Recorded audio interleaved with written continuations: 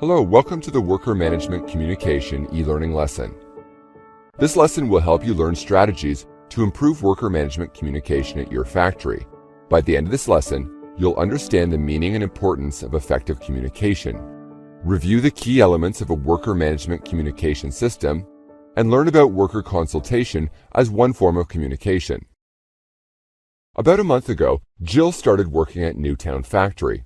Jill got assigned the night shift this month, and her supervisor also switched her to a different job position. She doesn't like the changes, but is nervous to complain to her supervisor because he's very stern.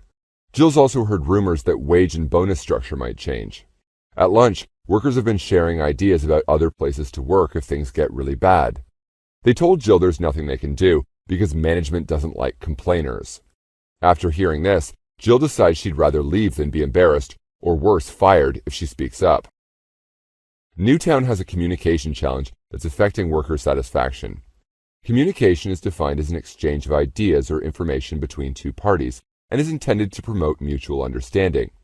Communication is different from one person simply giving information to another. A basic principle of a good communication system is good faith. This means both parties make every effort to understand and respect one another's perspective and resolve issues to the best of their ability. A worker management communication system provides channels between workers and managers to help all employees express their concerns and ideas. In order for a worker management communication system to be effective, management must dedicate sufficient time and resources to develop a comprehensive system. In addition, workers must believe that management cares about what they have to say and trust that their ideas will be taken seriously. A comprehensive system includes channels for informing employees about company policies, training employees to increase their knowledge and skills, general worker feedback including suggestions, complaints, and grievances, consultation with employees, involving employees in decision-making processes through representation.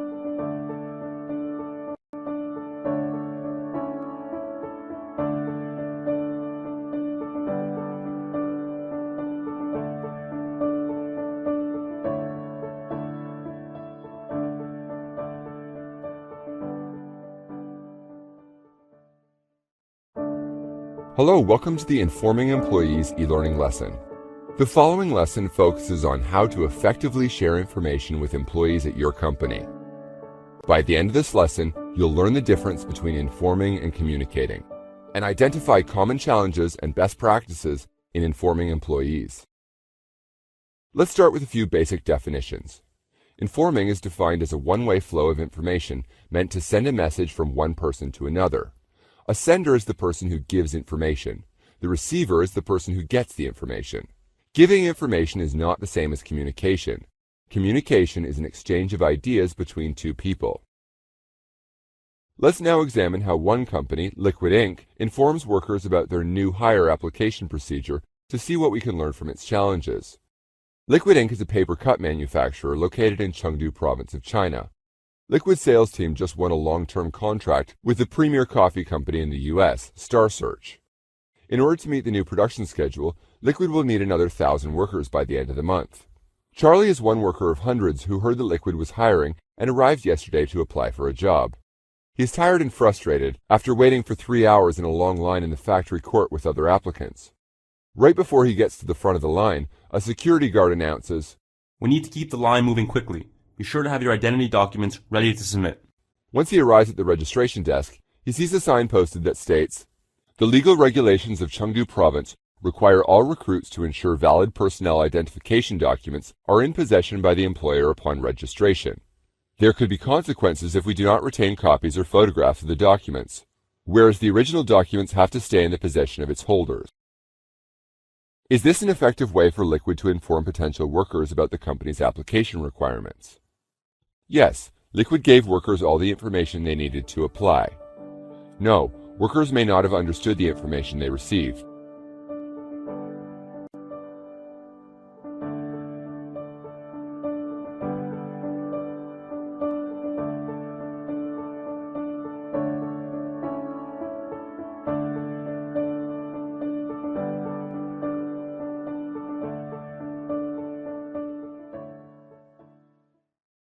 Hello, welcome to the e-learning lesson on worker participation. This lesson will help you to learn how to integrate workers in your decision-making. By the end of this lesson, you'll know why and when to integrate your workforce in your decision-making processes, the different mechanisms to integrate your workforce, how to deal with challenges when involving workers. Mr. Chen is the general manager at World Class, an apparel factory. Mr. Chen manages a team of 10 as well as 600 workers. Mr. Chen receives a phone call from one of his key clients who complains about the quality of the last order. If they won't fix the quality issue quickly, it will likely put an end to their business relationship. Mr. Chen is really concerned. Right after the call, Mr. Chen asks for the quality check reports and looks over several sample pieces. He realizes that most of the quality problems come from one production line, Line A. What should Mr. Chen do? Fire the quality control personnel of Line A. Fire the line supervisors of Line A. Punish both the quality control personnel and line supervisor of Line A. Find out the root cause of the quality problem and address it. Next, what should Mr. Chen do to find out the root causes? Talk to the production manager. Talk to the line supervisor of Line A. Talk to workers on Line A.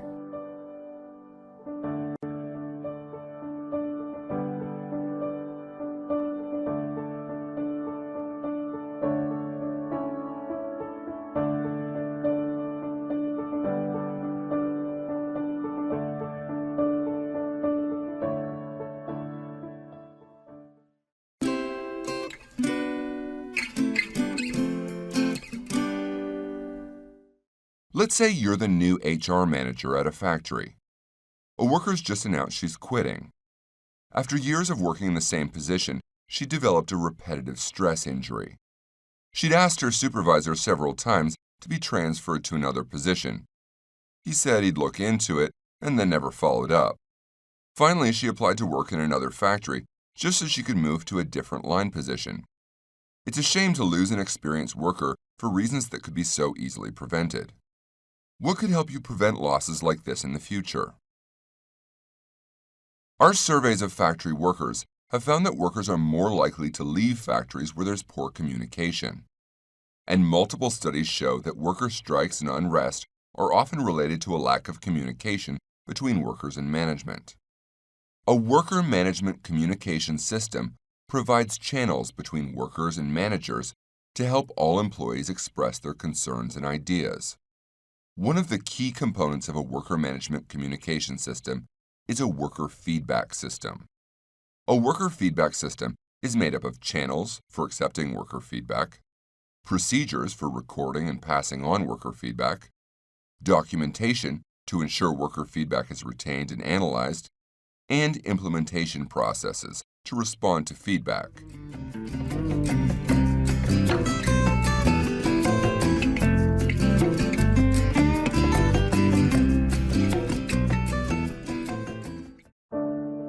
Welcome to this lesson on how to make sure your workers will leave your company in no time. The objective of this lesson is to help you understand the positive effects of turnover in your company.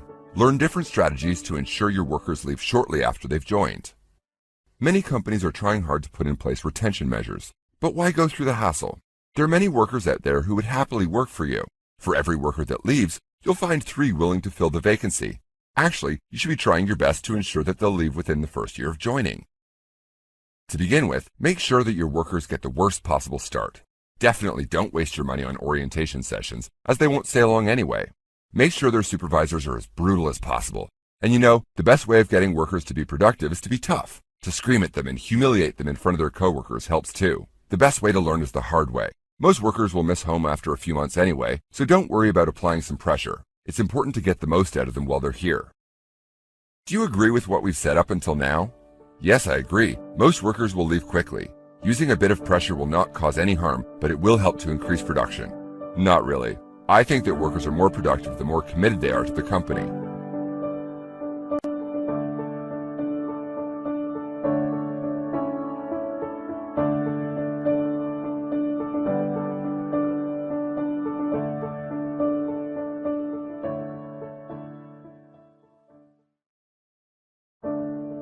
Hello, welcome to the Training Needs Assessment lesson.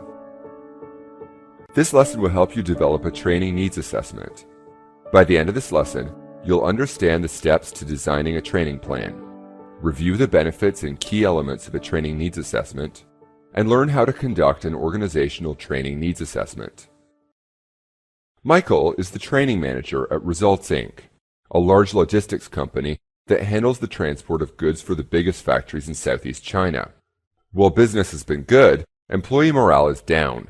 The employees come under new management, and there have been a lot of changes to working hours, shift schedules, and even food choices in the cafeteria. Rumors are spreading that the wage and bonus structure might also change, and workers are nervous.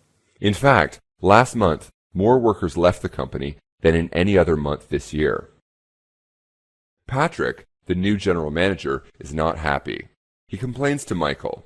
I wonder why workers aren't telling us what's wrong. Instead, they're just leaving without a word. We need to give them some training. We need to improve workers' use of our feedback system by the end of the year. What should Michael do next? Offer a training course for workers on communication. Develop a training plan. Identify a good external trainer to carry out training. Request a budget for the training.